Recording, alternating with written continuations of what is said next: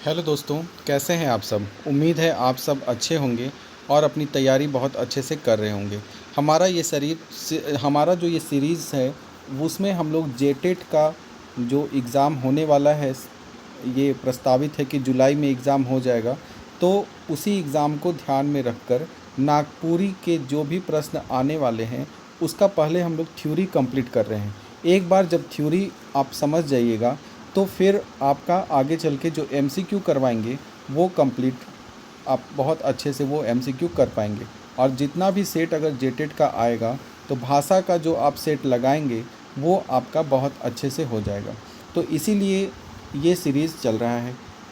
अगर आपको ये पसंद आ रहा है तो आप वीडियो को लाइक और चैनल को सब्सक्राइब ज़रूर करिएगा। तो चलिए शुरू करते हैं। आज जो हमारा टॉपिक है वो है संज्ञा। नागपुरी व्याकरण का पहला टॉपिक हम लोग पढ़े थे जिसमें वर्ण और नागपुरी भाषा का परिचय देखे थे। आज हम लोग इसमें संज्ञा पढ़ेंगे, यानी कि अब पूरी तरह से व्याकरण में इंटर कर चुके हैं। तो संज्ञा किसे कहते हैं? तो कोई भी नाम वाला शब्द जो होता है उसे संज्ञा कहा जाता है। तो यानी इसमें दिया हुआ है संज्ञा से कोनो आदमी, जिनिस, ठाव, भाव आदि कर नाव कर बोध होवेला उके संज्ञा कहल जाएला। नागपुरी संज्ञा हिंदी संज्ञा लखे है, मुदा कोनवे भाषा कर अपन व्याकरणिक विशेषता होवेला। बोल रहा है कि नागपुरी जो संज्ञा है वो हिंदी के संज्ञा, हिंदी व्याकरण के संज्ञा की तरह है, लेकिन कोई कोई भाषा ऐसा है जिसका अपना व्याकरणिक विशेषता भी होता है। नागपुरियों कर अपन व्याकरणिक विशेषता है। जैसे हर भाषा का अपना जो विशेषता है वह है, उसी प्रकार कह रहा है कि नागपुरी कर अपन व्याकरणिक विशेषता है। यानी कि कुल मिलाकर नाव वाला जो नाव वाले जितने भी नाम वाले जितने भी शब्द होते हैं उन्हें ही संज्ञा कहा जाता है। ठीक है। हिंदी कर विद्वान मन कई किस्म के संज्ञा के भेद बताए हैं। संज्ञा के कितने भेद होते हैं? तो अगर नागपुरी में देखें तो हर विद्वान का अपना अपना मत रहा है। तो उसमें से जो सबका स्वीकार किया हुआ जो मत है उसके अनुसार संज्ञा के कुल 5 भेद में बांटा गया है। संज्ञा को कितने भेद में बांटा है? 5 भेद में। सबसे पहला है व्यक्तिवाचक संज्ञा। व्यक्तिवाचक संज्ञा किसे कहल जाएला? तो व्यक्तिवाचक संज्ञा जो है वो हम लोग कहते हैं किसी खास व्यक्ति या किसी खास वस्तु के नाम को। अगर आप हिंदी संज्ञा की बात करें तो व्यक्तिवाचक में किसी स्पेशल आदमी का नाम लेकर जब आप किसी भी चीज़ को बोलेंगे, पूरी तरह से नाम लेकर, जिससे आपको पता चल जाए कि हम उसी व्यक्ति उसी वस्तु के बारे में बात कर रहे हैं। जैसे हम लोग बोलेंगे, मान लीजिए एक क्लास है, एक कक्षा है, उस कक्षा में तो बहुत सारे बच्चे उस क्लास में पढ़ते हैं। तो उसमें से किसी एक रोहन नाम के बच्चे को हमको बाहर बुलाना है। तो शिक्षक बोलेगा कि रोहन बाहर आओ, तो सिर्फ उस क्लास का रोहन जो लड़का होगा वही बाहर आएगा। ठीक है। और अगर बोलेंगे सभी बच्चे बाहर आएँ तो सभी बच्चे बाहर आएंगे। तो यानी कि रोहन एक विशेष हम नाम लेकर के अगर बुलाए हैं तो इस तरह की बातों को हम लोग, इसी को हम लोग व्यक्तिवाचक संज्ञा कहते हैं, जिससे कि खास व्यक्ति के ऊपर जो है वो पता चलता है उसके बारे में। तो यहाँ भी लिख रहा है क्या कि जोन शब्द से कोनो एक ठो वस्तु चाहे व्यक्ति कर बोध होवे उके व्यक्तिवाचक संज्ञा कहल जाला। जिस शब्द से सिर्फ एक ठो व्यक्ति, मतलब एक व्यक्ति का बारे में पता चलता है। जैसे कोई आदमी का नाम हो सकता है मंगरा, ठेबले, देवमती, सुकरी। ऐसा कहने से सुकरी जो है वही आपके पास आएगी। पहले के समय में मंगल के दिन जिनका जन्म होता था उसका नाम रखा जाता था गांव देहात में मंगरा। जिसका नाम शुक्र के जन्म हुआ है तो उसका नाम सुकरी होता था। ठीक है। तो दिशा कर नाव, कोई दिशा कर नाव है, जैसे पूरब, पश्चिम, उत्तर, दक्षिण, भंडार कोना, पूजा घर कोना। तो यह सब से हम लोग को पता चलता है कि दिशा कर नाव पता चल रहा है। देश मनक नाव, मतलब कोई देश का नाम हो सकता है, यहाँ पे राज्य का नाम भी हो सकता है। जैसे हो गया आसाम, भूटान, उसके बाद है नेपाल, भारत। तो ये सब नाम हो सकता है। नदी कर नाव, मतलब कोई नदी का नाम लेकर हम बोल रहे हैं, कोयल नदी, औरंगा नदी, कारो नदी, शंख नदी, गंगा नदी, यमुना नदी। तो यमुना ना बोल करके हम लोग जानते हैं कि नागपुरी व्याकरण में य को ज का उच्चारण किया जा सकता है, तो जमुना नदी कहेंगे। ठीक है, ये बात है। उसी प्रकार पहाड़ का नाव, किताब का नाव, घटना या ऐतिहासिक लड़ाई का नाव, जैसे सरदार विद्रोह, टाना भगत विद्रोह, सिद्धू कानू विद्रोह। ठीक है।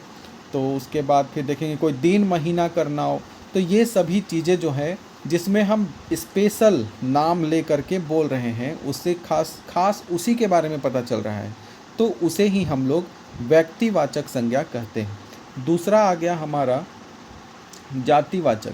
जातिवाचक संज्ञा में ऐसे शब्द का आप प्रयोग करेंगे जिनसे किसी खास व्यक्ति का नहीं बल्कि उसके पूरे जाति का बोध हो जाए। जैसे बोलेंगे सभी छात्र, तो अब यहाँ कोई एक छात्र तो है नहीं, सभी छात्र मतलब सारे स्टूडेंट वहाँ से निकल के आ जाएंगे। उसी प्रकार बोल रहा है हित नाता, जैसे भाई बहन, अब भाई जितना भाई है सब आया था राखी में, यानी कि मेरे भाई लोग राखी में आए थे, मतलब कोई स्पेशल भाई के बारे में नहीं बोल रहे थे। अब कोई भी भाई जो है पूरा आ सकता है उसका। बहिन, राजा, मजूर, बामन, राजपूत, मास्टर। अब मास्टर कहने का मतलब है कोई एक मास्टर नहीं, स्कूल में जितने मास्टर हैं या हर जगह के मास्टर के बारे में बोध हो जा रहा है। स्कूल कर मास्टर, तो स्कूल के जितने मास्टर हैं सब आ गए, ठीक है, ये नहीं कि धर्मेंद्र सर ही सिर्फ हुए हैं, तो ऐसा नाम नहीं है। नेक्स्ट हम लोग देखेंगे पशु पक्षी मनक नाव, जैसे घोड़ा कहे तो हर प्रकार का घोड़ा हो गया। मेंजूर मतलब मोर, तो हर तरह के मोर उसमें हो गए। जिनिस मनक नाव, जैसे घर, पहाड़, किताब, चाउर, दाल। जिनिस मतलब वस्तु। प्रकृति कर नाव, जैसे धुक्का, बरंडो, बरखा। बरंडो मतलब बवंडर, ठीक है, और बरखा मतलब बारिश। तो इस प्रकार की चीज़ें आप कमेंट करके बताइएगा धुक्का मतलब क्या होता है। यहाँ जो शब्द धुक्का दिया है वो बताइएगा, फिर कमेंट में ही इसका आंसर भी देंगे ताकि पता चले कम से कम आप इतने दूर तक वीडियो जो है वो देखे हैं। भाववाचक संज्ञा, जे जोन शब्द से आदमी चाहे जिनिस कर गुण या उकर दशा कर बोध होएला, उसे उके भाववाचक संज्ञा कहल जाएला। जैसे बोलेंगे बुढ़ारी, तो बुढ़ारी मतलब उसकी स्थिति पता चल रहा है कि वो बुढ़ारी में सपना देखे थे। जवानी, जवानी में घूमल चलई थे। अकबक्की, दुलार, ममता, सुंदर, सुंदरई, हरियरी।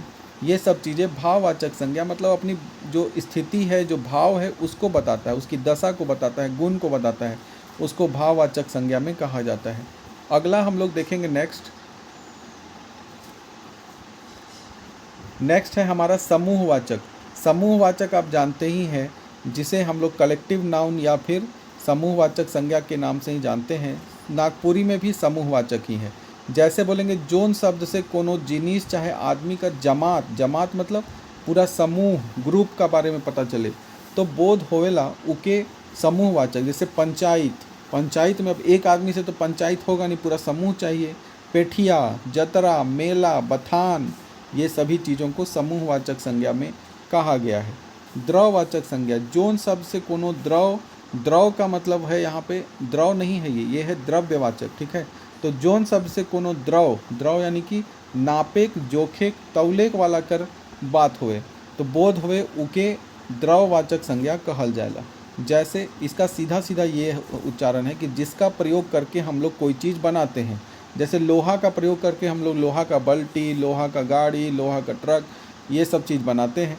सोना का प्रयोग करके हम लोग सोना का ज्वेलरी जो है वो सब बनाते हैं।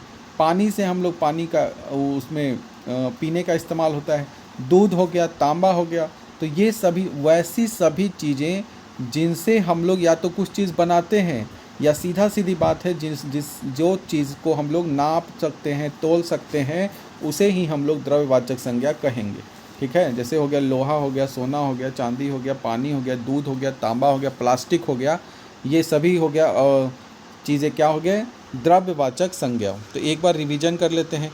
द्रव्यवाचक संज्ञा जिनसे नाप तौल वाली चीज़ों का पता चले। समूहवाचक संज्ञा जहाँ हर चीज़ जो है कई लोग इकट्ठे मिले आपको एक साथ समूह में, तो उसको बोलेंगे समूहवाचक संज्ञा। जैसे हो गया किलास, फौजी, पंचायत, पेठिया, जतरा, मेला, ठीक है, तो ये सभी चीज़ें।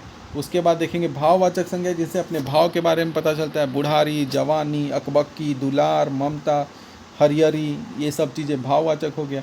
अगला देखेंगे हम लोग जातिवाचक संज्ञा, जोन शब्द से कोनो एक बरन या एक मध्य कर जिनिस चाहे आदमी मनक बोध होएला, तो उसको एक बरन कर मतलब एक ही प्रकार के सभी चीज़ों का एक समूह के बारे में पता चल जाए। जैसे हम लोग बोले हाथी, अब हाथी में सब हाथी आ गया दुनिया का। उसके बाद बोलेंगे गाय, हर तरह की गाय आ गया, काली गाय, गोरी गाय, भूरी गाय, देहाती गाय, जर्सी गाय, सब गाय आ गया। ठीक है, तो इसको हम लोग बोलेंगे जातिवाचक संज्ञा। प्रकृति का नाव के नाम हो सकता है। ठीक है, तो ये सभी जातिवाचक हो गया। और व्यक्तिवाचक से हम लोग किसी खास या विशेष व्यक्ति की तरफ इंडिकेट करके बोलेंगे तो व्यक्तिवाचक संज्ञा हो गया। तो संज्ञा जो है वो बहुत ही आसान था। इसका सबसे महत्वपूर्ण प्रश्न है कि संज्ञा केकरा कहल जाए, तो कोनो नाम वाला शब्द के संज्ञा कहल जाए। और यही अगर क्रिया जब पढ़ेंगे तो काम वाला शब्द के क्रिया कहल जाए। ये दो शब्द हैं जो ऑब्जेक्टिव है में क्वेश्चन पूछे जा सकते हैं। तो ये बहुत है। संज्ञा के कै गो भेद हुए हैं, तो संज्ञा के 5 भेद होते हैं।